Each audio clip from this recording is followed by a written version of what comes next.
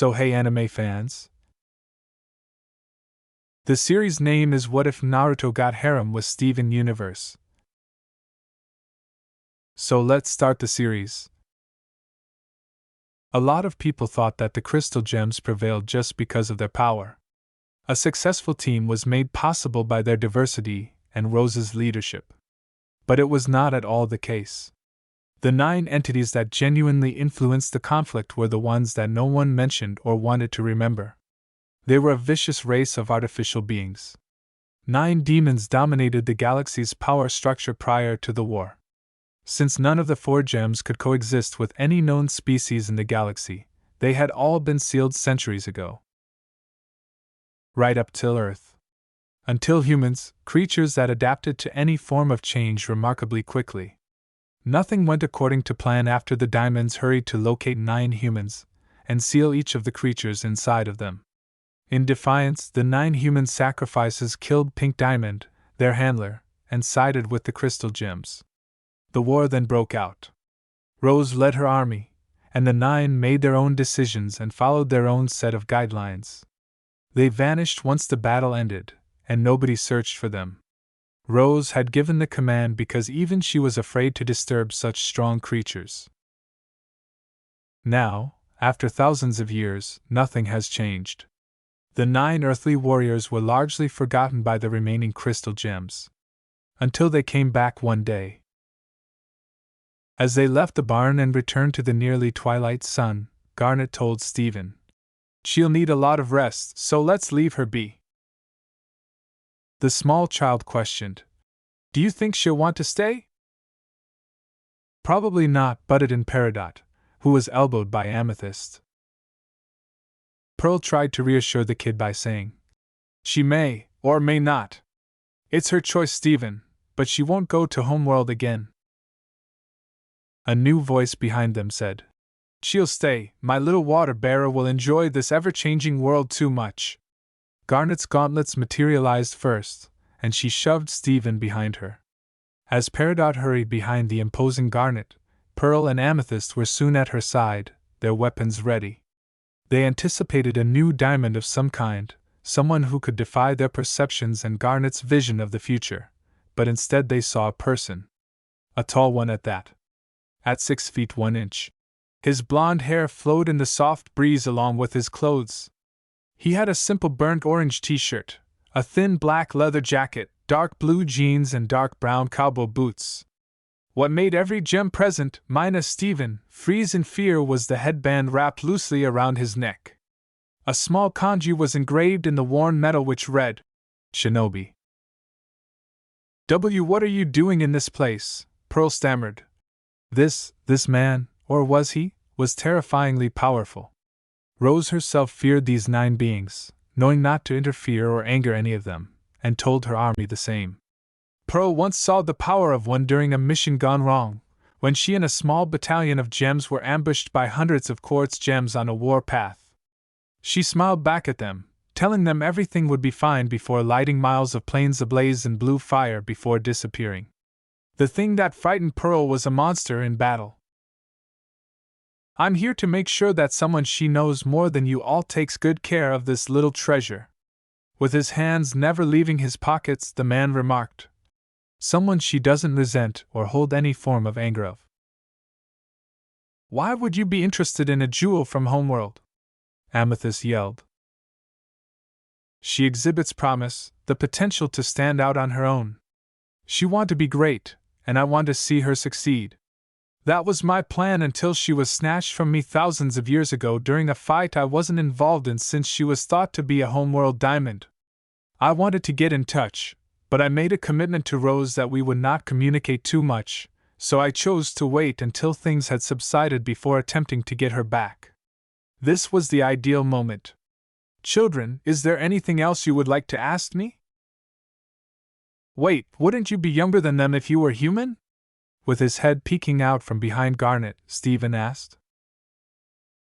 "And who might you be?" Nuda grinned. Steven smiled back at the odd blonde as he stepped outside. "I'm one of the crystal gems, Steven Universe. Who are you?" "I am Naruto Uzumaki, and I am in response to your earlier inquiry.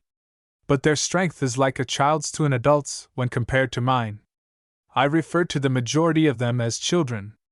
Now, I guess I'll pose a query. Which gem are you holding? My mother's! Rose quartz. As he raised his shirt to reveal the stone on his belly button, Stephen exclaimed.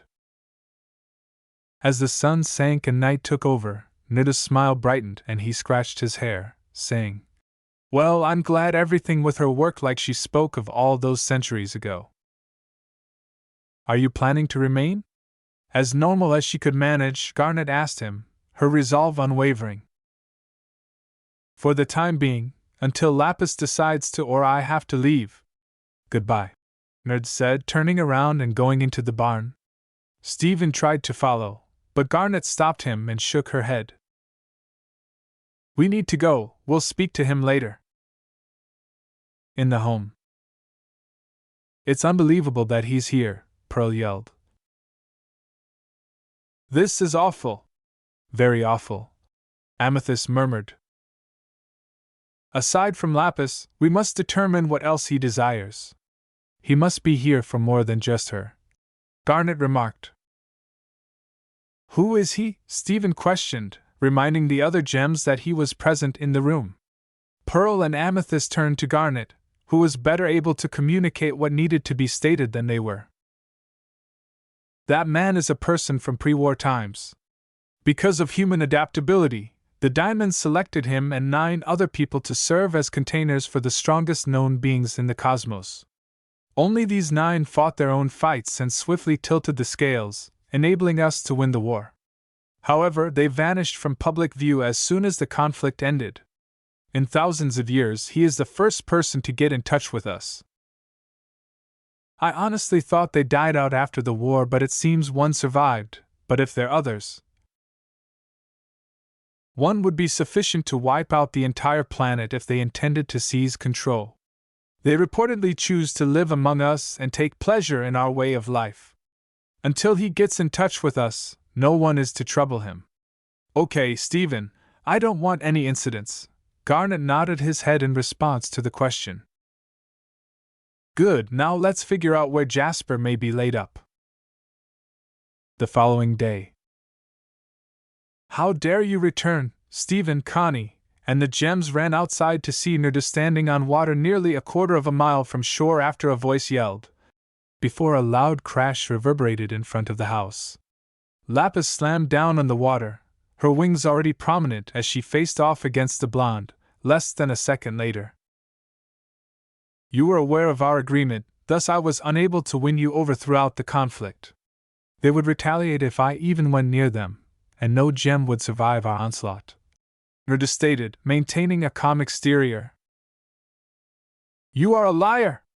You simply didn't put in enough effort, even though you could have, before she launched her strike, Lapis yelled. Spikes of water blasted out at the blonde, who effortlessly dodged them by jumping high into the air, but just after he did, Lapis summoned a water hand. Before he let his own fist hit the water one and disperse it before landing and taking off after her, Nirda scowled and remarked, I didn't think being dormant so long would wreak so much havoc on your skills. No! Keep your distance!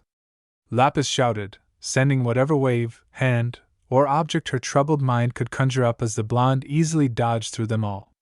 As soon as he was within a few dozen feet, Lapis summoned a wall of water to separate them, and Nirda vanished. The next thing Lapis knew, she was face first in his chest as he gave her a tight hug. I am aware that I could have, but my siblings fought all over the world. They required a leader to lead them, maintain order, and keep the tribe cohesive. I really wanted you back, but it wasn't the best moment to do it, during a war. I planned to go look for you later, but Rose had directed me to get rid of everything that may be used in the kindergarten and destroy any functioning equipment. The group then split up, and I had to watch everyone to make sure nothing got out of control. I had a long period of loneliness. I regret for not being at yours, but I was alone.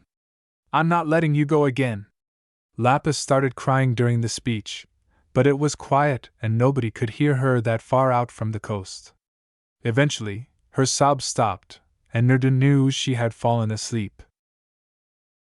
After lifting her up and making her way to shore, the blonde remarked, "Poor girl, she's still exhausted from the fusion. She just had to vent, I'll take her back." "Will she be all right?" I asked Stephen. "She will, after plenty of rest. We must go show you the city once she recovers. I'm sure you'll adore it. He really is a kind spirit. Just like his mother wanted him to be." Nerda grinned. The tall guy responded, "I'll hold you to that," as he passed them and headed up to the barn. He was taken aback to see the peridot from earlier placing a mattress for Lapis in place of the hay. "I figured she'd like this better, I know I did." Nerda put her down on the mat and tossed the cover over her, saying, "She will, thank you." "Could I talk to you outside?" Peridot queried, and Nerda nodded his head before making his way to the cliff's edge outside the barn. "Are you aware of what your group and you think of homework?" I queried the diamond, but she responded with silence. "The diamonds appeared upset at the idea of even one of you being alive, and they fear you more than anything else. They had hoped that, like all people, you had all perished with time." "I am aware of this. What are you trying to say?" "Like those other short-sighted gems, I just don't understand why you're horrible. You safeguarded your house as a homeworld treasure would. I honor that." After saying, "I just wanted to let you know," she leaped down the cliffside and returned to the home below. Nerda returned to the barn and sat against one of the pillars where Lapis lay, saying, "Peridots are such strange beings but good companions to have. Hopefully, everything will remain the same for some time." Before falling asleep, Nerda told himself, "The cluster won't stay occupied forever." Lapis stood up, stretched a little, and moaned. "This is too comfortable to be that straw stuff," the gem thought as she opened her eyes slightly to see white fabric. Her curiosity piqued and she sat up, rubbing her eye, realizing that she was now on a strange mat of sorts, which was soft and offered some resistance when she pushed down. She liked it, but it was still too difficult for her to want to stay on any longer. The young gem stood and realized she had been placed on the second level because of how close the top of the barn was to her head. "Strangely, this is the highest point I've ever been in here," Lapis thought to herself. "I wonder who put me here," as she made her way to the second-story edge to look down and notice a strange mechanical device resting in the center of the barn. She leaped to the ground and landed gently on the wood before circling the peculiar object and attempting to identify it.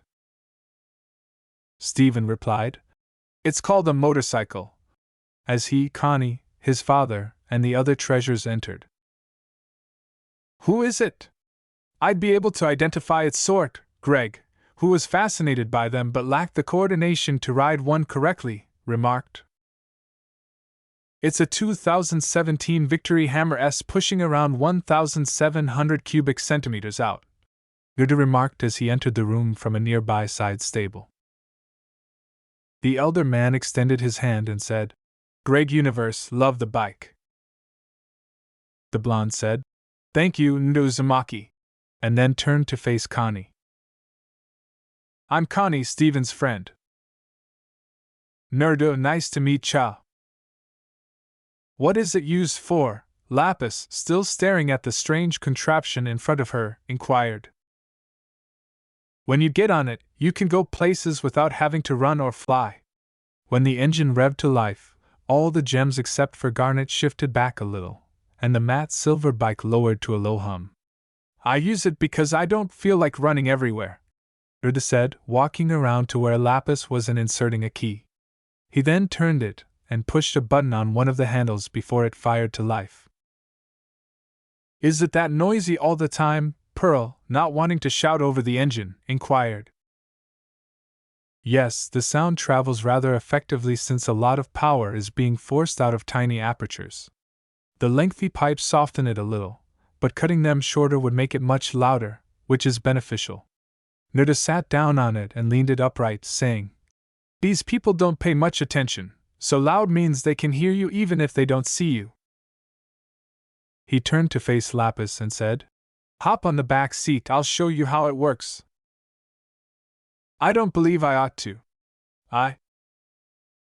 With his hand still extended, Naruto added, "You've got to try what you can before there's nothing left to try." Lapis took his hand hesitantly, lifted her leg over the seat, and then placed both feet on the pegs. Lapis carefully moved her hands to simply grab the hem of his jacket on either side after Naruto remarked, "Wrap your arms around my waist or you'll fall off." "I guess we'll take things slow," Naruto thought as he revved up the bike and released the clutch, allowing it to slowly leave the barn and travel down the dirt path to the main road. When he reached the street, he stopped and put both feet on the ground. "If I move quickly, you'll fall off, so you'll need to hang on tight. If I don't actually open the bike, you won't have the whole experience." "Fine," Lapis said, sliding her arms around his waist. As soon as she had a firm grip, he took a left, and the machine took off much faster than she had anticipated. They swiftly left the city limits and sped through the forested area close to the city. Lapis had seen the other machines humans used, those things that trapped you inside as you drove around, and she detested them because it made her feel like a prisoner again, but this was almost like flying. She looked around and saw the leaves fly by due to the wind the bike made. She didn't have to focus on flying. After letting her get off, Naruto propped the bike up on a kickstand and walked to the edge of the cliff with her, saying, "Let's get out and enjoy the view here." They could see the whole plain region, a portion of the forest, and a little portion of the beach city. Naruto put his hands in his pockets and remarked, "This is just a small piece of this wonderful world, only a sliver of what it holds." "So, this is the reason you brought me here? In an attempt to lessen my guilt over being confined here?" With her rage already building, Lapis inquired.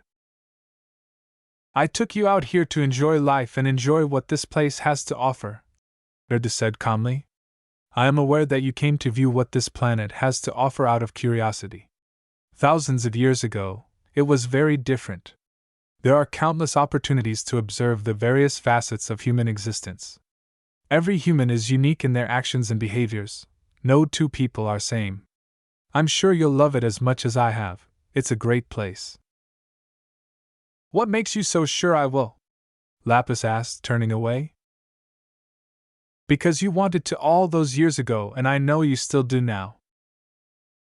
"I'm surprised you remembered." "Naturally, I did. You are the first person I have ever met that I genuinely liked spending time with as much as I did the 9. I always remembered you and your goals.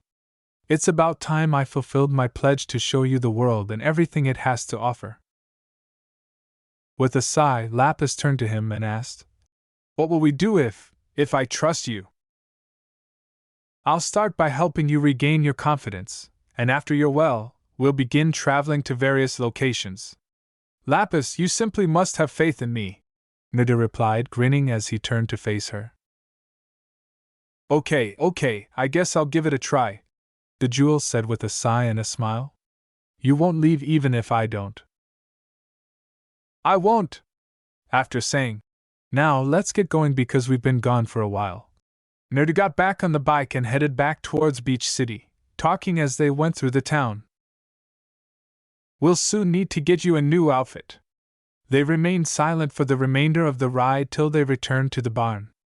The first step to really enjoying the human lifestyle is dressing the part, Naruto stated, and Lapis moaned, which made him grin. "Have fun on the journey?" In an attempt to engage with the new gem of the group, Greg questioned Lapis. He acted more human than any other non-human he's met, even though he knew Naruto wasn't completely human either. As Lapis got off the bike and Naruto turned it off, she remarked, "It was very calming." "Are you alone here?" Naruto turned to Greg and inquired. Greg remarked, appearing completely perplexed even as he considered it. "Peridot was making something outside next to the barn, but I'm not sure she was going at." I completely ignored the fact that she was even there. Let's go look, Naruto remarked as he went outside and noticed her tiny green triangle hair pointing up. He followed Lapis and Greg to a hole that was 20 feet in diameter, perhaps 6.5 feet deep, and filled with water. Hey everyone! I had Garnet assist me in making this for you because I knew you enjoyed water because it's your thing, Peridot said, but Lapis wasn't pleased at all. For months, I was trapped as malachite under the weight of the whole ocean. Do you believe that I'm interested in anything related to water?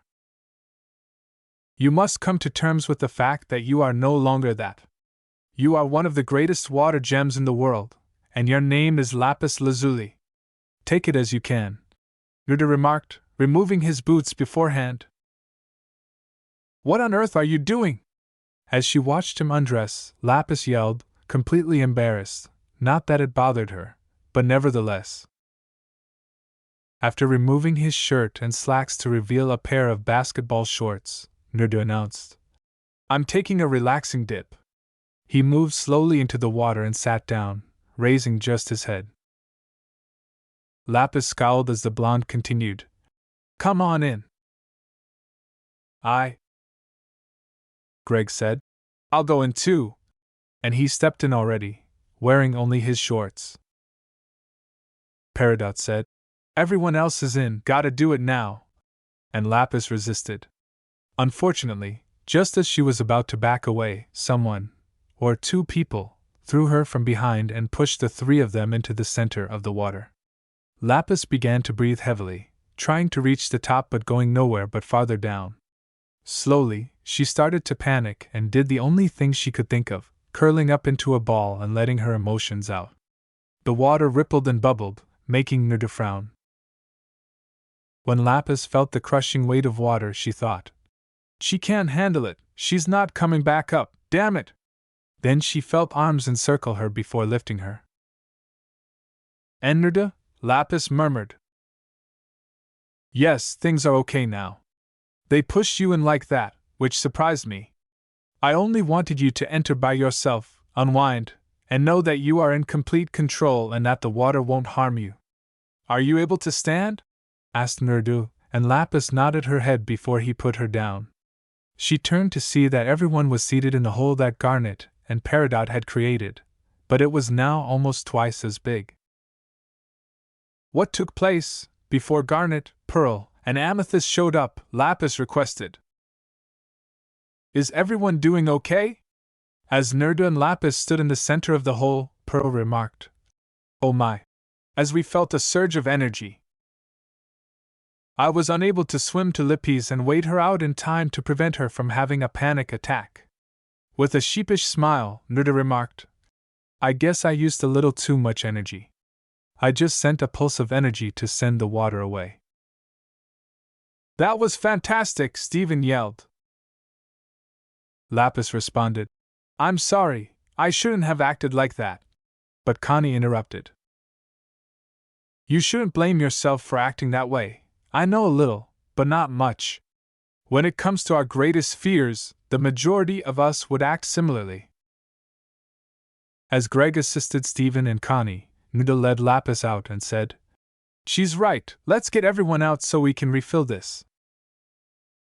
The blue-haired Jewel lifted her palm and stated, I can at least refill it. As a big ball of seawater sprang from the ocean and filled the hole.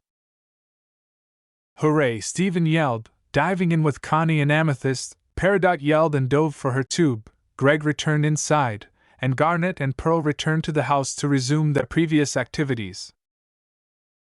Are you certain you'll be all right?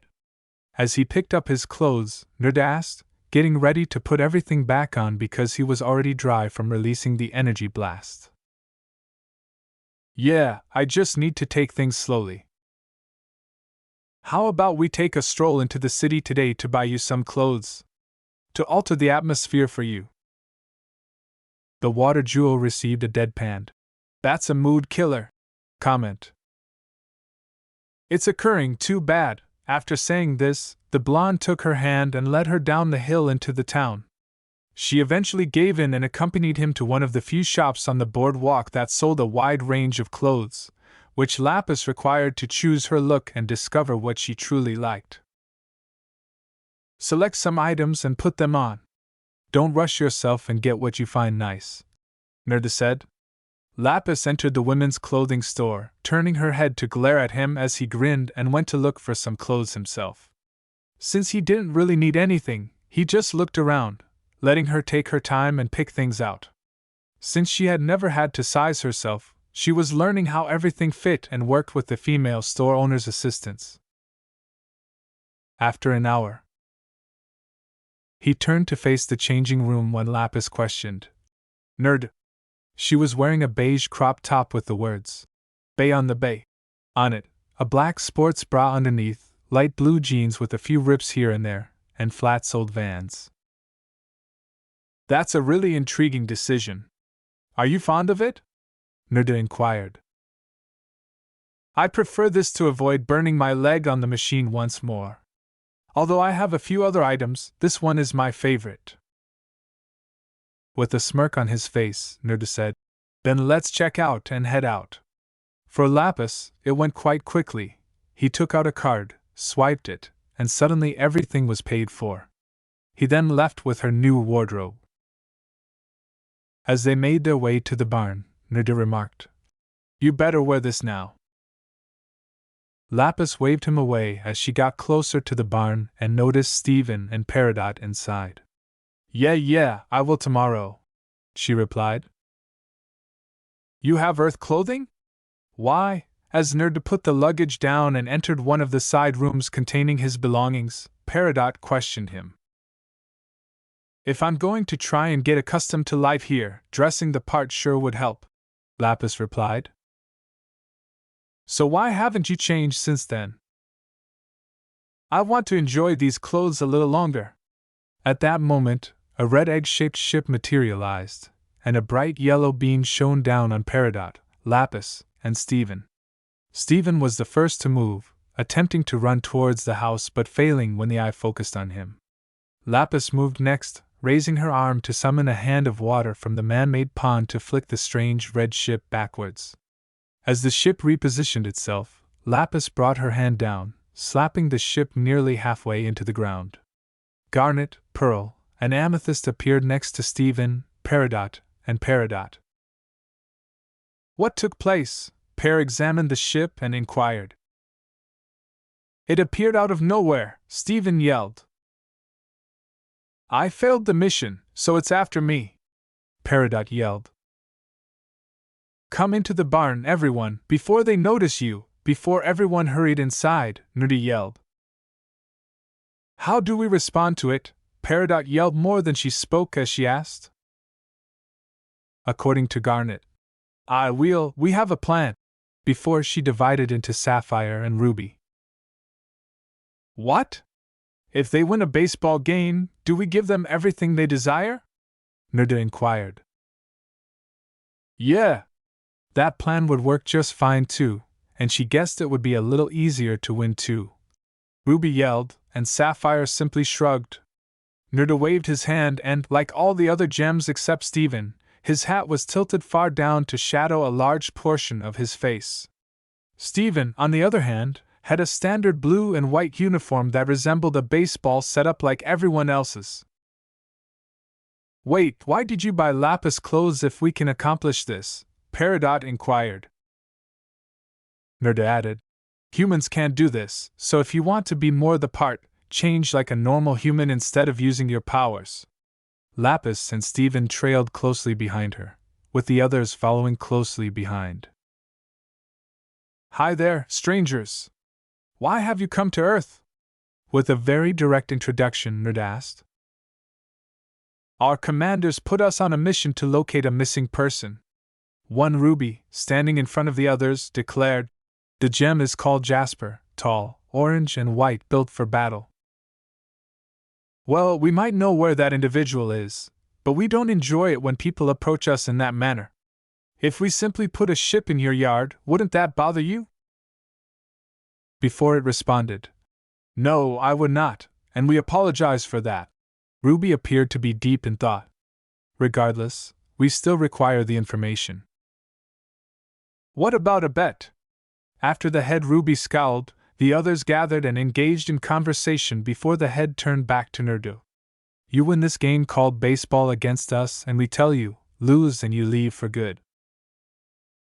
When do we begin, deal? No, Naruto said before he threw the ruby a ball and he produced a baseball bat. The gems swiftly took teams, with the rubies on one and the rest on the other. It did leave their ruby with the opposing team, but no one else appeared to notice the addition. Naruto was the first to bat, hitting the ball hard enough to run a double and hold his position with Lapis up next. She saw him pretending to hold the bat sideways, so she did just that. When the ruby threw the ball, it tapped the bat, and Naruto jogged slowly to third. Peridot remarked, "She's not really trying." When Ruby tossed the ball, Steven swung and knocked it out of the field, saying, "No, but she's doing better than nothing." Steven then approached. "Well done!"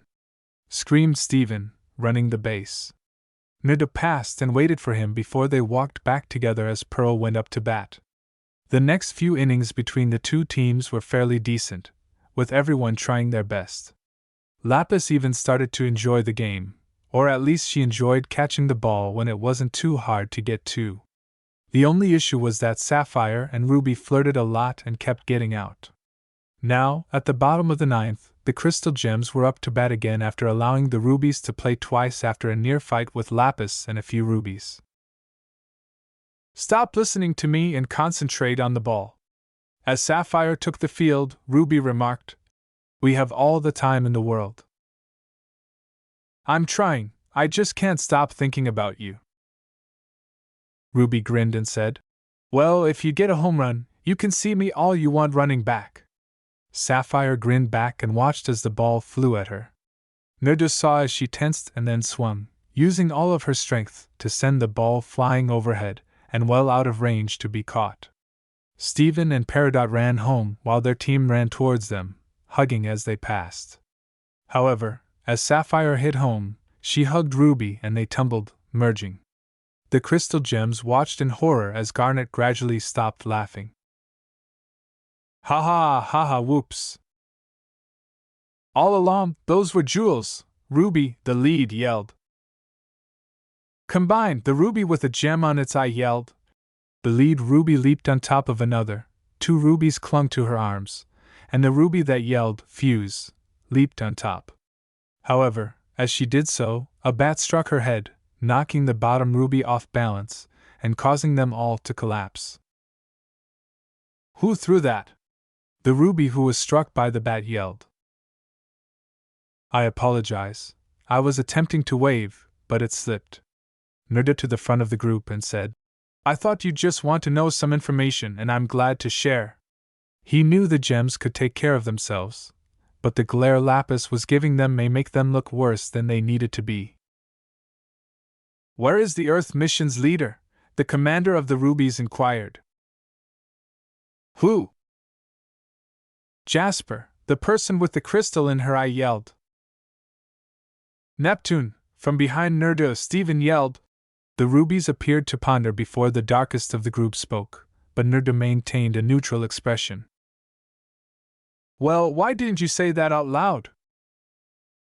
"Get rid of the Rubies." As all but one of the Rubies moved in the direction of the ship, the lead Ruby spoke while dragging the darkest. After saying, "Thank you," to Steven, the ruby with the gem in her eye went back to the ship before it floated and twisted into space. Naruto, gazing up at the sky, said, "You guys go on now, I'm gonna make sure they don't get there too quick and come straight back." Peridot was hidden in the barn, and the gems were escorted in by Garnet and Pear. "What is he doing alone out there?" Peridot questioned Lapis. "Why did you ask me directly?" "Well, you guys are pretty close now, so I just figured you would know above all else." Uncertain of what he was doing, Lapis remarked, "Oh, I think he's tracking them."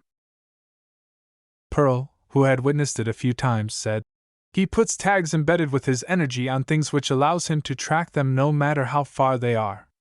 He had no control over any frightening elements, but he had complete control over his core energy and how it was used, and he was the best at finding ways to incorporate them into what he called seals. Naruto, who was suddenly standing beside to Lapis and Peridot, stated, "Okay, they aren't turning around and seemed focused on searching all of Neptune. Stop teleporting in that manner close to us. I'm tired of him jumping all the time," Peridot yelled. Naruto walked to his bike and said, "I don't teleport. It just seems like it because I'm moving that fast." Garnet murmured, "He's right," not wanting to hear the green gem lash out again. "Lapis, would you like to go on a short vacation? Extend your legs," Naruto inquired. Well, I suppose, even though she wasn't entirely sure she wanted to leave, it seemed like a better idea to go somewhere other than the barn at this point. After that, put some clothing in the backpack I got you. In an hour, we will be embarking on a journey.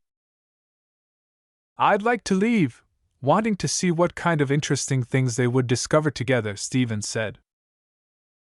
As he made his way to the other gems, Naruto patted his head and murmured, "Maybe next time we will. I'll begin your battle testing as soon as I return.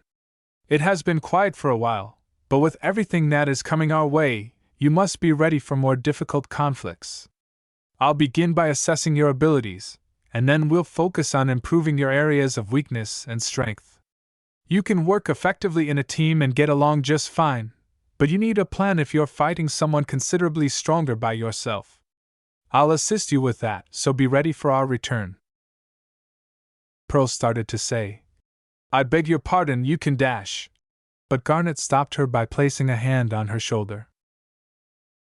"We appreciate you being here and honoring your agreement to assist us with Rose," Garnet said. "We appreciate it." She didn't particularly like the notion, but she realized they needed all the assistance they could get because they couldn't do much on their own right now, so they took advantage of whatever was offered to them. "I'll see you all shortly, and you're welcome. All set, Lapis?" Naruto asked, turning to find her dressed slightly differently, with a plain blue Letterman jacket to keep her warm on the ride and black stockings covering all of her legs in addition to the shirt, shorts, and shoes. "We will see you." Before he started down the dirt road, Lapis waved before he touched the roadway, and Naruto turned the bike on and let him aboard before he started down the road. "Where are we heading?" Lapis inquired. "Empire City, a friend lives there." Naruto let out a slowly sigh as he stood near the bike just outside Empire City. Lapis was roaming the nearby forest, exploring as he had let her do a few dozen times on the way up. He promised her she'd be able to enjoy the drive and explore bits and pieces of the earth along their trip. He could sense her not too far from him, just a half-mile east, so he was at least happy she didn't go too far and get lost. It was nice no one was at this rest stop, no humans to deal with or banter on. He liked them, he was part human after all, but some were just especially stupid. They'd point out odd things and he didn't want them wondering why he had a blue woman with him.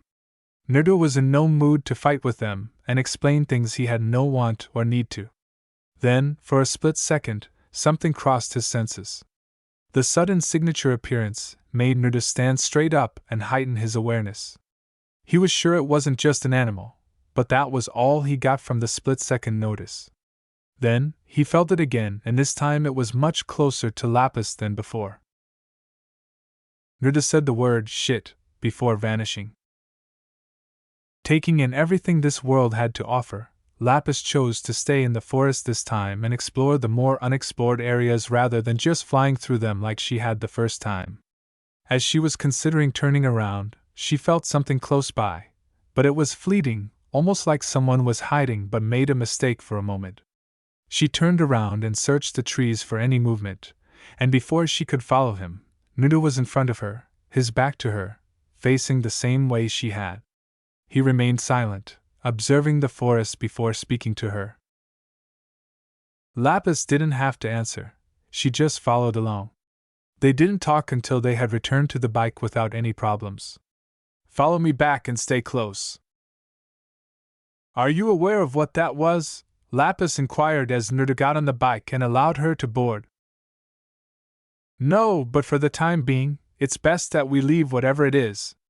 We'll talk more about it when we get to the next stop, Nerda said as he started the bike and resumed riding. Lapis returned to her sightseeing, watching the trees turn into buildings as time went on. The sun had long since set, and the moon had once again taken its place in the sky. After another half-day of riding, most of which was spent in traffic, Nerda pulled into a large alleyway, and she watched as he walked to the left of the bike and pushed a device that looked like a keypad inside the wall. Slowly, the door to his right opened, revealing a garage that was mostly empty, save for a small refrigerator, a trash can, and tool chests and parts containers hanging on the entire back wall. Nerda pushed the bike in and gestured for Lapis to enter, before closing the door with a button on the far wall. If someone leaps out at you, don't worry. They don't mean any harm, Nerda murmured, guiding her into the door. They went straight up a flight of stairs to what appeared to Lapis to be a kitchen. I'm Nerda. I brought a friend along, so don't go attacking her. Lapis stayed relatively close to Nerda as he moved through the kitchen and towards the dining room just across from it. He didn't spare much time, shifting around the table and going up another flight of stairs to a large living room-like area. There was a big couch shaped like AL at one corner, facing a TV system. Diagonal from the TV was a computer setup, an expensive-looking piece with half of the wall near it littered with some kind of metal box and flashing lights. Lapis had no idea what they did. Nerda took a left and faced the door before knocking. After not hearing an answer for a few seconds, he opened the door and walked inside. Lapis peeked in and saw it seemed like a normal bedroom. A large bed was in the middle, a mirror on the wall in front of it, a large dresser, a nightstand on the left of the bed, but on the wall near the door Lapis saw something she hadn't seen before. Shining objects, chains, bands, glistening stones filled this open-up box that was taller than her. It had a mirror in the center when you opened it. Drawers filled the bottom with all kinds of those odd objects, while the sides near the mirror and the doors were lined with bands and chains.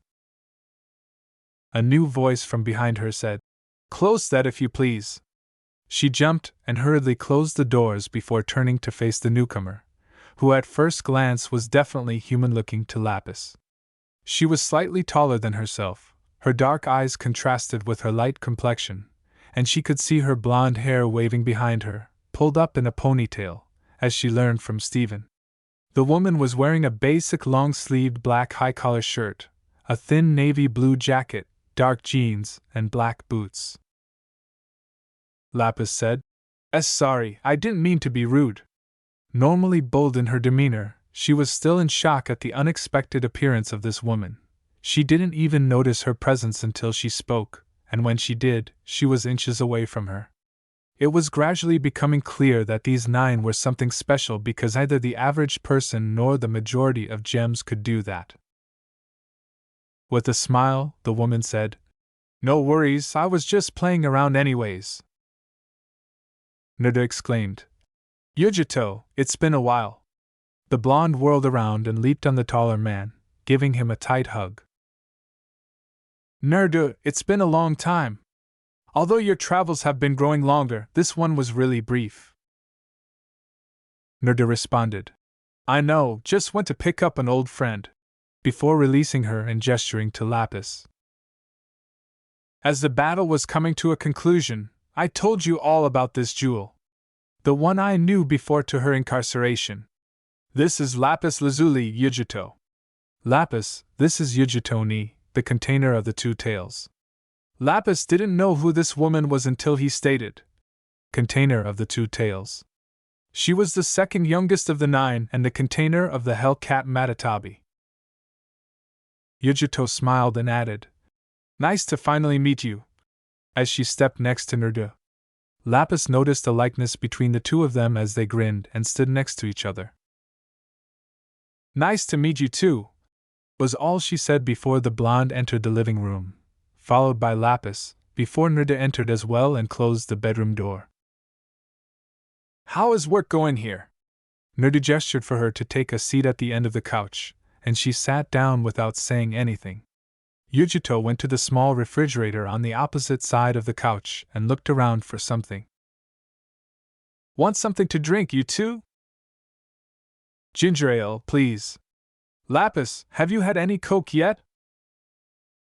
I never got the chance to, but Steven said it tasted good even though we gems don't need it. Root beer it is then, Yujito declared, opening 3 bottles and passing them to Lapis and Nerda before settling into the elk couch's corner. This time of year, there isn't much need for burglaries. Work has been somewhat slow. I still receive some respectable contracts, but nothing interesting or enjoyable. A break-in? I am compensated to steal things that people want but are unable to have for various reasons. If someone wants a jewel, I can get it for them for less than what they would have to spend. There are, of course, exceptions. If it's a challenging grab or heavily fortified, the price will be high, but those purchasers typically only want it for themselves. I occasionally engage in assassinations, such as killing the person who defrauded my family and recovering the money, taking care of a potential buyer for my company if it fails, and so forth. Since I haven't had a problem in the last 50 years, I'm seen as an extremely dangerous person in the human underground. Many underground bosses are afraid to meddle with me because of that, and the fact that I don't age. Not getting old? So you're not getting older? Lapis asked her in Urdu. Once we reached our prime age, our bodies stopped developing, and everything else stopped. We bleed like every other human, yet we don't age. Unlike gems, which must be broken, we can still die just like a human, even though our regeneration is much better. Nerda stated. Why don't you live somewhere nicer if you have so much money? Or with additional land? Why would I? I adore this place and its frigid climate. I find it to be really tranquil, and since I don't have many visitors, I don't have to worry about finding a place to host. My room contains my work computer, servers, and all of my equipment. So you're a mercenary operating underground? Is that word correct? Steven once used it for a man who conducted covert work in a show. Simple put, yes. Then what do you do? How can you obtain funds to make purchases? Yujito looked at Nerda and inquired. Mostly her work, or I assist her with her belongings. I have a few contacts of my own and am her muscle when she needs it. No one trusts me more than myself, hence I'm frequently recruited as a bodyguard for valuable targets. Since I've been in business for almost a century, most people are aware of my longevity, which is another reason I only pick high-value targets. They know that as long as I'm there, nothing can go wrong, even though my price is enormous. Is your entire family involved in this business? No, we are the only ones who do it. Most have regular jobs or something else entirely. Yujito remarked. I need to tune up the bike and work out some issues. I'll be downstairs if you two need me because I haven't had the proper tools in a long time. Tomorrow, Lapis will take you on a tour of the town and get you some warmer clothing. The jewel said, Okay, and watched him leave before the television turned on. The blonde woman lay down and turned on a show she had watched at Steven's house before, saying, He doesn't like TV too much, so I usually keep it off till he leaves. That's Camp Pinetherts, huh? Close, Camp Pine Hearts, Yujito said with a small laugh. I only recently began to watch it. Have you previously seen it? It's a good little drama show, Lapis said, shaking her head. I usually watch TV a lot when I'm not working or on the computer. The gem didn't reply, so she became absorbed in the images that flashed by, watching events unfold through the large light screen. Time went by fast for the two of them, and before they knew it, it was almost 2 a.m. Yujito paused the show, yawned, sat up, and turned to face the blue-skinned girl. Say, have you ever witnessed Nerda sleeping? No, I didn't think you guys needed sleep, just like gems. From what Nerda told me, everyone needs to sleep, even gems after a difficult battle or a messed up fusion. You should unwind on the couch and attempt to get some sleep because you need some rest. The woman muttered as she stood up and made her way to her chamber. I promise you'll feel better when you do. Why did you inquire about his sleep? How come he hasn't? Yujito hesitated, stopping herself before she could fully open the door. Naruto was our only leader during the conflict. Without his leadership, we were a disorganized group, and he was more aware of this than any of us wanted to acknowledge. He discovered a method to avoid the need for sleep at that moment by sustaining himself with the energy of the entity inside of him. But after the war, he slept where I lived since he had to catch up a bit. For decades, he hardly woke up, only getting his sleep back and allowing his body to relax for the first time since we left the jewels. He has developed the habit of going months without sleep and then resting for 4 days straight. Although it has no known long-term effects on him, it has a negative impact on his mental health until he gets some rest. He's learned to hide it so effectively that even I can't tell unless things go very bad, but relying on such dark energy strains the mind. Please keep an eye on him for me. I don't want him to go without sleep for too long once more. Going weeks without it is normal, but going months without it is unhealthy. If you want to get rid of the limp you've been masking, you'll need to get some sleep now. The water gem sighed and settled down on the couch, curling up and grabbing the blanket Yujito had been using. If only she had known what would have happened tomorrow, perhaps she would have acted more quickly on Yujito's words. Lapis remained silent as the woman entered her room and shut the door. She wanted to know how she knew about the limp. Even Naruto hadn't mentioned it, but she assumed it came from caring for Naruto for so long. After the first few days, Lapis was unsure of what was going on at Yujito's apartment. She liked watching Camp Pine Hearts, while Naruto appeared to be working around the house or riding his bike, and Yujito was usually solitary on the computer. The only time they truly spent time together was during dinner, which Lapis didn't need but apparently Naruto and Yujito did. So you must eat like a human? Generally speaking, the situation is somewhat complex. We can go years without actually needing to eat anything, but once we get up and start moving around, our energy needs can no longer support us. Since the energy seems to keep us in a state of stasis while we sleep, our bodies can lie around indefinitely. The difficult issue is that, unlike humans, we don't always need to feed. Unless we're battling all day or training, which demands more fuel from our bodies, we've all reached a point where we only need one healthy meal each day to function at our best.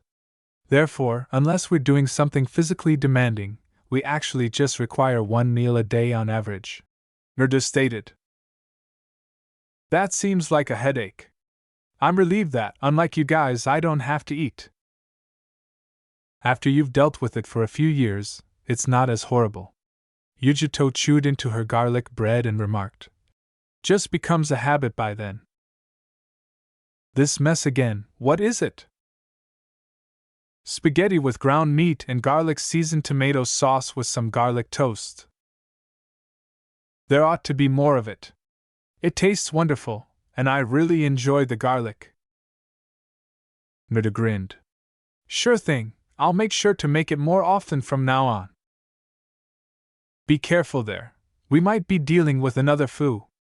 That tanned woman could consume garlic in unnatural quantities, frightening her, and she also had a huge sweet tooth, which is why Yujito was glad she no longer slept with them. She produced more garbage in a few days than Naruto and Yujito did in a week. Her garlic cravings aren't a joke, Yujito said, almost trembling at the memories. Naruto laughed a little and waved her away, trying to block out the thoughts of their sister, who was definitely not an ordinary one. I doubt it'll get that bad, he remarked. How have you been spending the last several days away from home? She needed to learn, and since she was Naruto's companion, it was ideal that she understand both his and Yujito's routines. Asked Yujito, attempting to get him to open up about his typical movements when at home. I'm running errands, picking up some parts for the bike that need to be fixed, and I'm also taking care of the problem with your automobile. Once I've finished reassembling everything tonight, I should be ready for a run tomorrow. Would you gals like to take a little trip? Curiosity drew Lapis here, and from what she knew, there was a lot to explore and a variety of sights to see. She appeared intrigued very immediately and was constantly anxious to go explore again. I suppose a brief one should be acceptable as I don't currently have any contracts open, but I must get to one shortly. I'm getting tired of lying around, Yujito replied. I'll start working on getting everything operational by morning once it's set up. Before heading down the stairs to the garage, Naruto stated, Get some rest, you two. It's going to be a good trip. The blonde told her good friend, I'll pack everything we need, so you can relax and eat tonight. The following morning, Naruto grinned as he observed Yujito's restored vehicle, which was undoubtedly beautiful and expensive. She had purchased a matte navy blue Audi R8 5.2 LV10 and spent almost $150,000 on a variety of upgrades, including a body kit, suspension, and a supercharger, among other things necessary to manage the additional power being added to the engine. The blonde had gone to work installing the final component she had ordered, the supercharger, and now, after assembling everything and performing some standard maintenance, the vehicle was prepared for testing. Lapis had thrown on a plain gray t-shirt, a black bomber jacket with white sleeves, gray pants, and some of Yujito's casual shoes. Perfect, came down just in time for a run, Yujito said as she walked from her personal garage to the next one where she kept her car. She was dressed simply in a white long-sleeved shirt, tan trousers, and casual shoes. You're welcome, and it's nice to see you guys too. Simply turn it on and give it a try. Before we go, I'm going to pack and get a few things ready around the house. Yes, that will work. Let's go, Lapis, the long-haired blonde said, taking the keys from Naruto and getting inside, followed by Lapis. The gem watched as the blonde inserted a key into the side of the steering wheel, turned, and the engine roared to life. As she looked around, the water gem observed, Even in this cage thing, it's pretty loud. She fiddled with the air conditioning vents, shifting them around, and eventually managed to get the 6-point harness seatbelt on. Compared to Naruto's bike, it has a larger engine, more power, and is faster. Especially after he put something in my baby's engine to make it even faster. The gem was drawn to the bike's speed, and if it was even faster, she was eager to see it go. Yujito put the car in reverse and drove it out of the open garage before shifting to first and slowly rumbling to the end of the street before stopping. Are you stuck in good? Lapis nodded when the woman asked. Good, hold on tight. The car turned down a long street set with a multitude of cars before it took off in an almost empty lane. Lapis had to hold on tightly to the seatbelt, feeling her body press against the seat as it flew past the cars next to them.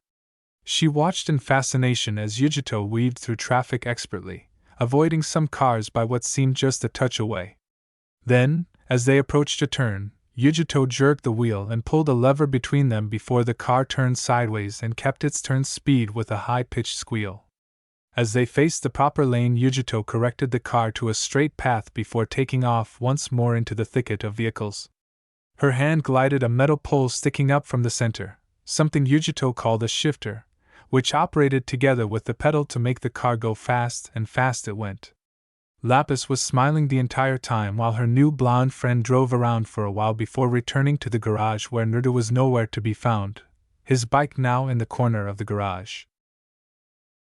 As Yujito turned off the automobile, the water gem looked around and remarked, I thought he said he'd be waiting for us. I'm sure he's inside, we weren't gone but maybe 20 minutes. It felt so much longer. I'm glad you enjoyed it. Yujito chuckled. Let's locate Naruto and begin our journey. I don't want to arrive during the lunchtime rush hour. Sounds horrible, we can't go fast then. The woman said. Exactly. As they came around the stairs and saw 3 packed bags with their names tagged on them. Naruto entered from the adjacent room with a small 4th bag and changed out of the jeans and jacket in favor of a pair of plain orange swim shorts, flat-soled shoes, and a white short-sleeved shirt that was fully buttoned up. "It's good that you returned at last. Our belongings are securely locked, computers are connected to the phone, and our bags are packed and ready to go. Let's go now. I'm all set to go swimming." Excitedly, Naruto grabbed the last 3 bags and carried them downstairs to the garage, but instead of throwing them in Yujito's car's trunk, he crossed the street and started entering a code into that door. "You own a second garage for cars?" the gem inquired. "The 2 next to the one we're in right now and the one on the right where Naruto is, are the 2 that we own here. This allows our siblings to have their own garages that they can access whenever they want if they visit." Lapis wanted to ask, but as soon as she opened her mouth to speak, the lights in the garage turned on, revealing what was inside. "He keeps his car and all his stuff there, so he takes up the entire garage on that side, and I take up my own with my own stuff," Yujito said, carrying her own bag, a long black case that was almost as tall as Yujito. "What is that?" As Naruto and Yujito loaded it up, Lapis walked around it and commented, "It's bigger than that other vehicle." She saw the tinted windows, the base crimson hue with gold highlights, and the matching color scheme for the tires. No, Naruto called them rims. "We purchased this relatively new truck, which is larger than Yujito's vehicle, mostly for work purposes rather than as a toy like our existing ones." As he closed the tailgate and rolled the plated cover back up before locking it up, Naruto remarked, "It's made to withstand quite a few hits actually." "What does the side raptor mean?" "That's the name." Lapis jumped in and sat down, fastening her seatbelt just like she had in Yujito's car, while her 2 friends joined her. Naruto took the driver's seat, and Yujito stretched out and leaned her seat all the way back. "It's a Ford Raptor, Shelby Edition, just came out in 2017. Yujito said, walking around and opening the back door for her. After rolling out of the garage, Naruto paused to watch the door descend before continuing on to the end of the street and the larger road, where he waited for the cars to pass before entering the far lane, which was the opposite direction Yujito had taken, the way she knew they had come to enter town. "Are we going to leave town?" "Indeed, the distance beyond the border is only a few minutes. About 6 years ago, our sister gave us this private reserve as a birthday present." Yujito closed her eyes and said, "We go to relax in a quiet place or train in private since we can't get much of either in the city." It took almost an hour, but once they were close, Lapis could see the small lake just past some trees before they dipped down a hill and Naruto turned off the road. It got fairly bumpy and tight, almost hitting a tree or 2 as the truck slogged through the mud from the rain just a few days ago. They only continued until Naruto stopped at the edge of a clearing where he saw an obvious barricade of black SUVs. "Yujito." Stretching and raising her seat, the blonde woman shrugged and said, "I know, I got a message from our sister a while ago." According to her, her husband arranges for them to share all of their property, allowing any of them to use the holiday sites. She has a few, but he doesn't. This one is close and far more private than the others. Naruto turned to face her and said, "That's fantastic, but why didn't you say anything? I would have waited a couple more days to do this." She smiled and waved him away, saying, "I know. She created a confidential contract for me, and I will get paid for it. All you need to do is get rid of the 6 men and make it appear as though he was the target of a hit. Would you mind playing a bit for me?" "What do you have in mind?" Naruto asked, narrowing his eyes. They are aware that she had siblings, but they don't have any files or names. Act like a brother, pull up, and show the ID she gave you. For a few minutes, be amiable while I set up, and then, as we always do on our infiltration runs, remove the others after the first falls. "All right, just hurry up," groaned the taller of the 2. "Before I move ahead and introduce myself, I'll allow you a minute to vanish." "Thanks, Naruto." "Will do," he only complained when she leaped out and opened the tailgate with 2 clicks of the twin lock. He heard her rummage around, setting up her weapon for a few minutes before shutting the case and closing the tailgate again. When he heard a knock on his window, he opened his door, and she gave him a suppressed handgun before Lapis watched her vanish into the woods next to them, trying to maintain eye contact but disappearing as soon as she mixed with a patch of trees. Lapis told Naruto that she's gone now, as he shoved the revolver into the back of his shorts. I'm just getting ready, I know. While I'm out here, stay in the truck. You'd better not be here for this, Naruto remarked. But I'm bored, Lapis said, and for what seemed like the 10th time that day, Naruto sighed as he pushed in one of her Camp Pine DVDs and lowered a small screen overhead. I apologize that we can't leave quite yet, but watch that while I'm out. I'll make it quick. Lapis turned to the screen as he reached back and prodded her cheek, but before she could bat away his annoying habit, his hand darted down and grabbed hold of her side. She gave him a death glare, yelled a little, and squirmed as he tickled her side before releasing it. He grinned brightly in return as he pulled the truck forward and blocked off the only entrance and exit the big SUVs could get through. Don't open the door for anyone and lie down in the rear. We'll let ourselves in if Yujito or I need to enter. Whatever. Don't be so sour, it was hilarious. For you, flashlight.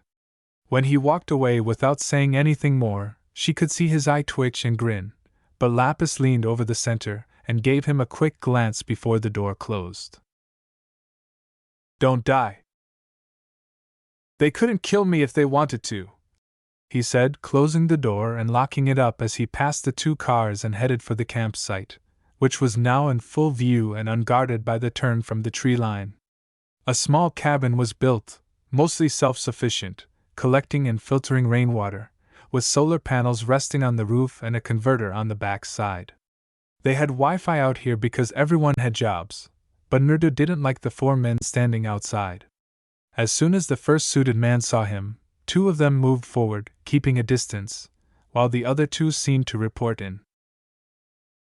This is private property, sir. He'd sworn he'd seen someone with a similar body type, ebony hair pulled back into a ponytail, and always wore a damn skirt and heels in any weather, but he couldn't place it with those black shades on.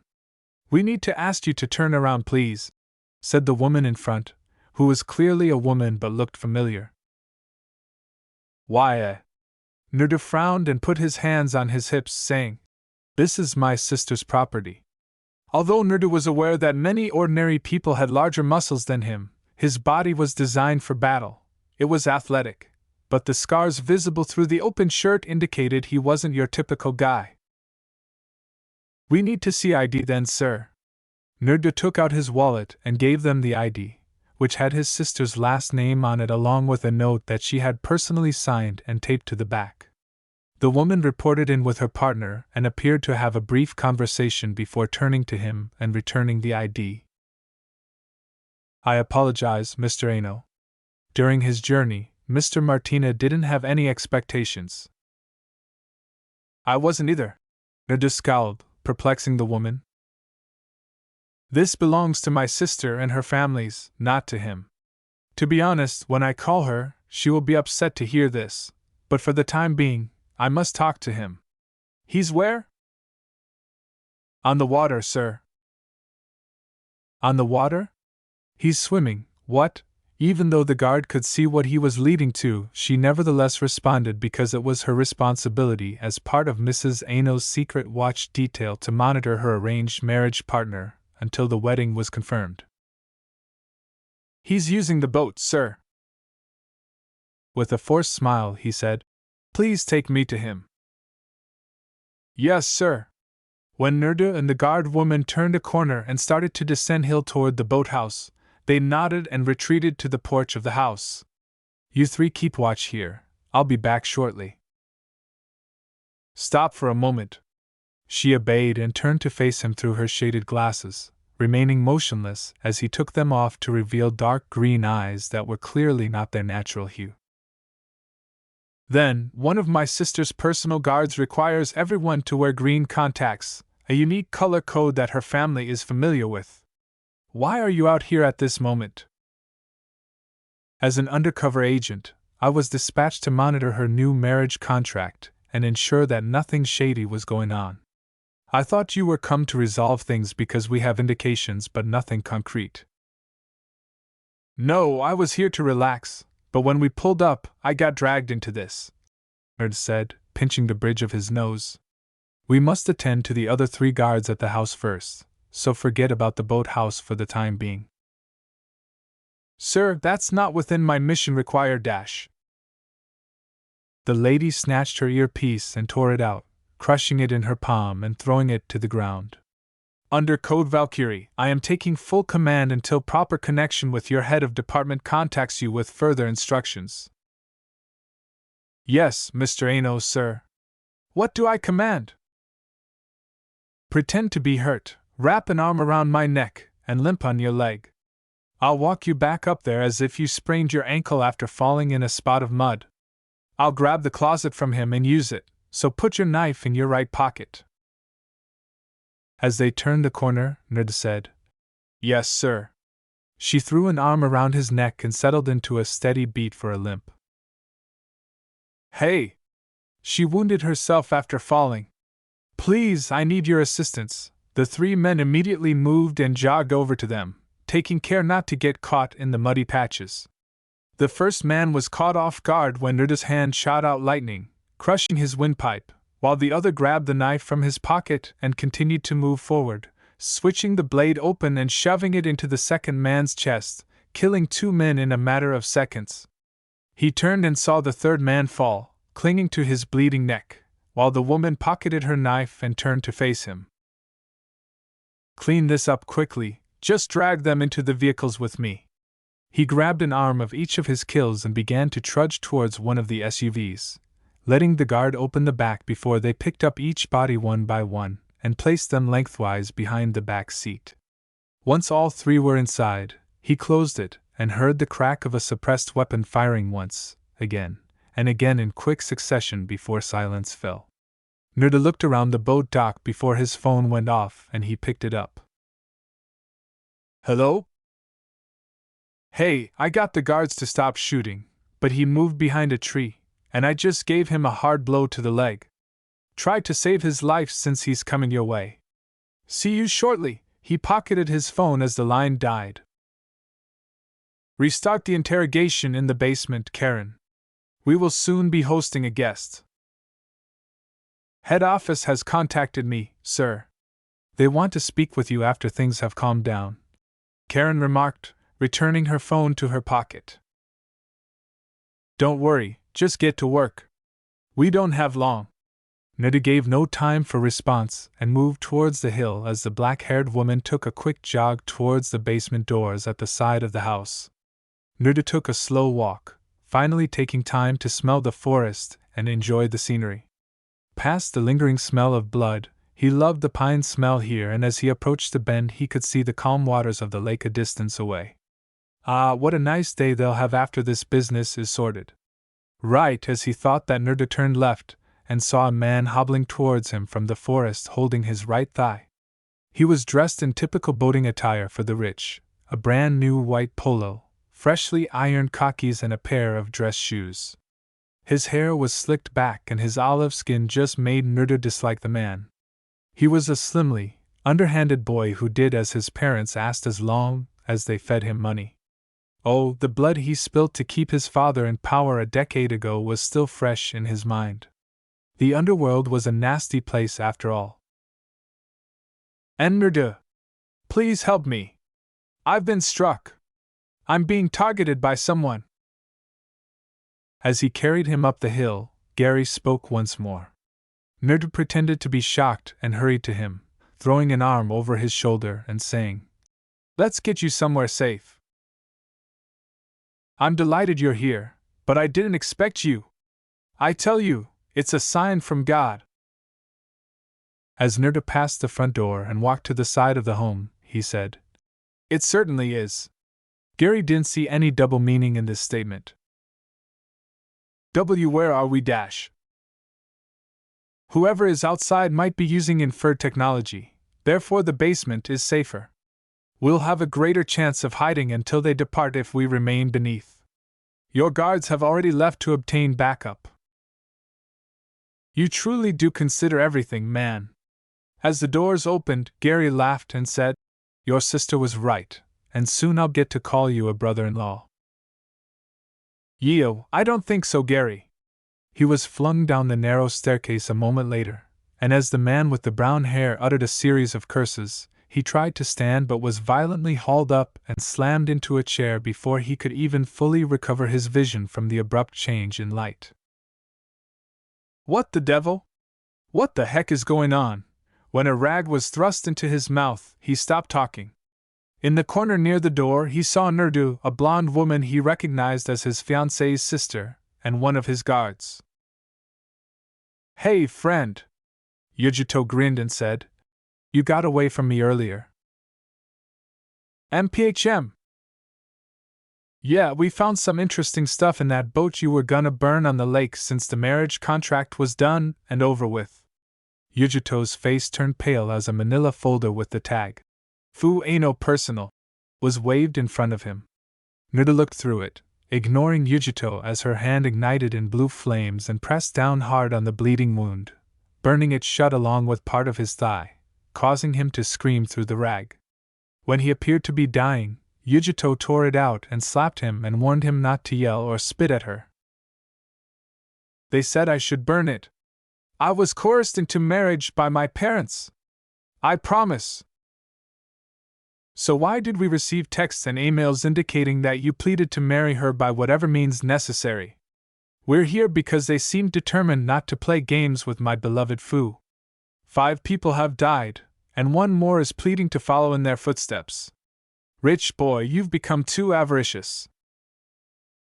No, I didn't. I never took any action. As he leaned over the man now on his back, he didn't say another word before Naruto slammed a fist into his face, breaking his nose and knocking out a few teeth. Gary knew some of the 2 blondes, the top security contractor and the top thief in the business, and he had been in their line of work longer than most people had lived. Now he was staring into crimson eyes, with thin pupils now trained on him, and it terrified the living daylights out of him. Follow her instructions and enjoy dealing with her. After reading this folder, I would much rather torment you for a few days before considering letting you go and dying. I will be talking to your parents in the future because your stunt has caught my notice. I helped build the empire they stand on, and if they choose to treat my family like this, then I'll just as easily watch it burn. Gary remained silent, barely able to breathe due to the invisible weight on his body, until Naruto lifted him back up by his hair. Once he was upright, Naruto turned and walked up the stairs, ushering the guard after him before closing the basement doors. At that point, all he could see was the blonde woman, dimly illuminated by the lone light from above. Her pupils briefly resembled like her brother's. Now let's see what we can extract from you. As he and the guard picked up the bags from the back, Naruto ushered Lapis out. She stretched and took in the scenery, enjoying the change from the apartment, as she followed the 2 into the cabin, which was larger than she had anticipated from the outside. It reached fairly far back and curved right past a stairwell she couldn't see past. The first room was a large living room with bookshelves to her right and left. In front of the stairwell was a massive L couch and a few recliners facing a large TV that occupied the left side of the house. At the end she could see 2 doors side by side and what appeared to be a table leading off in the right corner, and between the stairs and the table.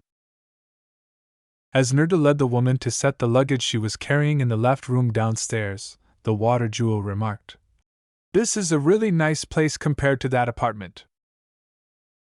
Let's head upstairs, your room's there." Alright.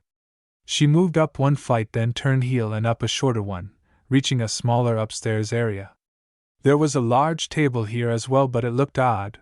There was a bunch of colored balls resting on top of the green top. Beside it was a set of chairs, a small couch, a decent-sized TV against the wall with a bookcase under it. Naruto showed her behind the chairs, walking into a door and into a large bedroom with 2 huge beds on wood frames. Much nicer than the apartment. Your bed is on the left, I'll stay in the right. Since Yujito is constantly awake at strange hours, she prefers to sleep downstairs. I'll leave the bags here and you may change if you like. We'll travel to the lake soon. Lapis remarked. I'd rather not go near water. Nida paused and faced her, saying, Lapis, I don't mean to be impolite, but you have to move past what happened at some time. You are no longer a fusion, you're lapis lazuli, even though it was awful. I won't ask you to get in the water, just hang around on the boat if anything. She cocked her head to the side. Boat? Yes, the easiest way to describe it is a vehicle built to travel on water without getting you in the water. She seemed to hesitate before saying, Fine, but don't throw me in. I'll sit on this boat thing for a bit. Nerda smiled. Awesome! Simply dress for the beach, as Yujito demonstrated, and come down to me in an hour. Recall that the small hand switched to a new number at that point. I remember, I'm not stupid. Under her soft look, he raised his hands in surrender, saying, Just to be sure, Lazuli. After saying, I'll see you soon, he closed the door and went downstairs to let Lapis sit by herself before they left. He reasoned that she would need to gather her thoughts before returning to the water, since being chained by your own choice to keep a jasper gem from you would do that to you. As Nerda went down, he noticed Karen waiting for him at the bottom with a phone. They called and asked to speak with you. They were put on hold until you returned. He put the call on hold, said, Thanks, I'll speak to them, and then said, Hello, Nerda speaking. Mr. Uzumaki, it's good to hear you again. The person on the other line, who was obviously a man based on the sound of his voice, stated, We were concerned that you might have been hurt because we haven't seen any contracts come out with your name in a few years. Nerda laughed and said, Yes, you did. What was it you wanted to talk to me about? If you need Karen, I'll give her back to you now. When the head of the Martina family voids the marriage contract, her mission is completed. She must remain hidden for the time being until such preparations are established. We are sorry for the call, but Mrs. Aino has asked us to do something for you. Until we can reach an agreement with the Martina family, she wants you to board one Karen Subtle. Nerda took a seat on the big couch, facing the TV, while Karen sat across from him. If Fu asks, I suppose I'll comply. However, I need you to bring her a message. Is the line we're on secure? Yes, sir.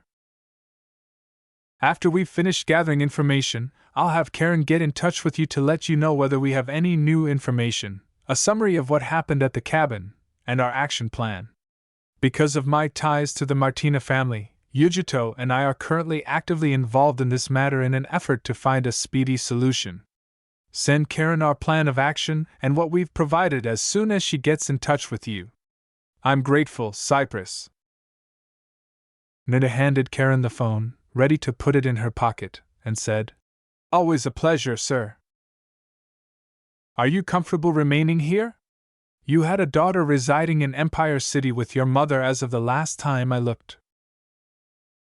A week ago, we learned of some suspicious activities in the Martina family, which is why I was called to duty here. I don't mind waiting here for a bit, and I'm confident that you and Mrs. Ni will find a swift solution. Nerda groaned and leaned back, saying, I sure hope so. After 45 minutes, the blonde saw her fellow brother and the bodyguard she knew to be part of Fu's personal set sitting across from each other watching a TV show as Yujito returned inside, tossing a small hand towel she used to dry her hands in the garbage as she closed the door with her foot. Finished? As he turned to face her and turned off the TV, Nerda asked. Yes, like any other privileged son, he didn't know anything. By pleading and vowing to avoid them for a few years, he consented to arrange the marriage with his parents. In my opinion, the goal was to distance them from him and make the marriage appear less like a blackmail union and more like a merging. At first, Fu appeared to think she could do it by herself, but that folder revealed otherwise, and we were around to help. I am aware that they plan to host a prep party celebration for the marriage within the next month, only for high-class families and interested business parties. A display of their wealth before to merging with her business and becoming even more. Nothing special, but we'll need a means to get into the party. When we return to the flat, I'll start working on it. To make sure I'm included, I can get in touch with a few people I know. Are you prepared for a pleasant summer? Yujito grinned and said, You know it. Lapis came down in a new outfit, a long, thin, see-through jacket that hung down to her calves, white flip-flops, and a black and white bikini top with a white bottom. Hey! You look fantastic in it. Naruto gave her another death gaze as he sprang over the couch and threw her up by the waist. Don't you dare tickle me. The blonde grinned broadly and said, I'd never dream of it, as he put her down and Yujito put an arm around her shoulder. You do look good in it, he's right. A little embarrassed by the compliment, Lapis averted her head away from the two. Nice to see a gem getting into not wearing the same stuff every day for decades. Want to accompany me? Karen shook her head when Yujito asked. I need to make a report phone call and get a few men out here to take care of the SUV we put the mess in. Get dressed and let's go. When they arrived at the boat dock, Yujito almost dragged Lapis out the door and down the path with Naruto trailing closely behind. Lapis saw her first boat, which was strangely shaped and unlike anything she had ever seen. All she could make out was the large name Mastercraft on the side and the white base with black lining.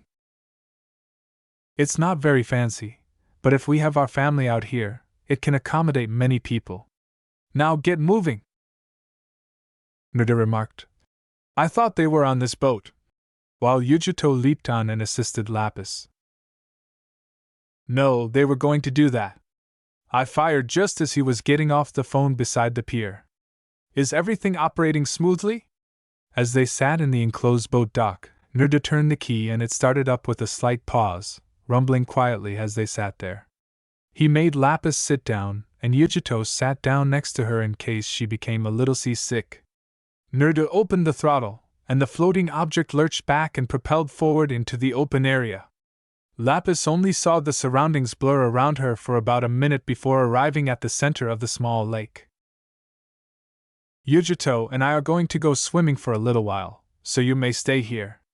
Take in the view and enjoy the sun, don't you think? Lapis sat up, holding each other in her lap, and watched as Yujito sailed out of the water and towards the end of the boat, laughing as she soared and hit the water as Naruto popped up and swam towards where his sister had landed. This was before he put a foot on the boat's ledge and jumped overboard, and a second later Yujito was following him, jumping exactly where he did in a splash. Lapis stayed on the boat for a few minutes, watching the two splash around and play together. Even sitting in a tub made her feel a little uneasy and nervous. As the minutes went by, her resolve started to crumble and her hands tightened their grip. Tears began to spontaneously form in her eyes, and the world around her became a little blurry just as a blonde spiky mop appeared from the back of the boat. The gem gripped her fingers tightly, causing her brow to furrow. She wanted to enjoy it, to jump in and mess around, but every time she got in, her thoughts from Malachite returned. Hey, Lapis, what's up? For what reason are you crying? Kneeling down in front of her, drenched, Naruto asked, her frown growing as tears started to pour. I'm afraid, but I want to experience the ocean with you. I'm afraid it will engulf me once more and I won't emerge this time. I am a monster. I enjoyed my work as a Malachite. Before we parted ways, I reduced Jasper to her knees and made her grovel and beg. I'm not superior to her. Before she could say anything more, Naruto gave her a tight hug, and she gave him one in return. She sobbed quietly, and they remained there until Naruto's upper body had dried completely before parting ways. Want to try it out? Naruto asked, and she nodded, sniffling a little as she did so. He grinned and led her to the boat's edge before plunging into the water while she removed her see-through jacket. Yujito swam up to the opposite side and sat up on the boat's edge, keeping a close eye on her in case things got messy. Should I dive right in? Yujuto, adjusting her black bikini top, said. Do whatever you feel comfortable with. Lapis paused, holding out a foot, and Nerdu appeared poised to act just before she did the unexpected, lifting her other leg and splashing into the water before swiftly rising. Her first impression was Nerdu's smiling face, which mirrored her own. I'm glad you're participating, but since you're in the water, Yujuto has a surprise for you. Hold on tight, Lapis sputtered up, shaking the water from her hair a little, and looked back to see Yujuto laughing and Nerdu smiling. The gem barely noticed the hands wrapping under her arms before she was flung into the air and over Nerdu, easily reaching over the height of the boat before splashing down on her back half a dozen feet from the man she was facing moments before. That game is playable by two. A moment later, Lapis was sent soaring even higher and landing just at the edge of the boat thanks to Nerdu swimming under and catapulting her from below. She brought her arm up and swiped right, creating a wave that dragged Yujuto off the boat and took Nerdu with it. Yujuto appeared more disturbed, thrashing around at the sudden dip, but Nerdu braved it quietly before ducking under the water. Yujuto poked her head up and looked around like a cat that is surprised, her eyes keen and searching for the blonde. How did you reach me so quickly? As she shook some of the water out of her hair, Lapis spoke. The sun had just started to set, and the light was going out when the three of them brought the boat back to the dock. Nerdu made sure everything was safe as Yujuto helped Lapis out before they hiked back up to the cabin. He only held a finger to his mouth and said, Ninja secret. For the next few hours, the three played around in the water, even getting Lapis to stand on it with Nerdu as they attempted to throw each other off before Yujuto joined in and took them all over in a tackle. Lapis had enough time to finish one episode of Camp Pine Hearts before food was placed in front of them all, and they pulled up a coffee table to eat. Karen had already set up the table and moved to make dinner, with Nerdu jumping in to help. They all went to different rooms to change into casual clothes to lay around the house before meeting back up in the living room. Yujuto showed Lapis how to operate the new TV. What's the word then? As he chewed into his fried fish, which had been caught a few months earlier but had been frozen for storage, Nerdu asked. They told me that someone will come tonight to pick up the first car, and after you go, I have to watch over this property while the three of you go to the Martina House event. Until the problem is rectified, the head of security has designated this as a bug-out shelter.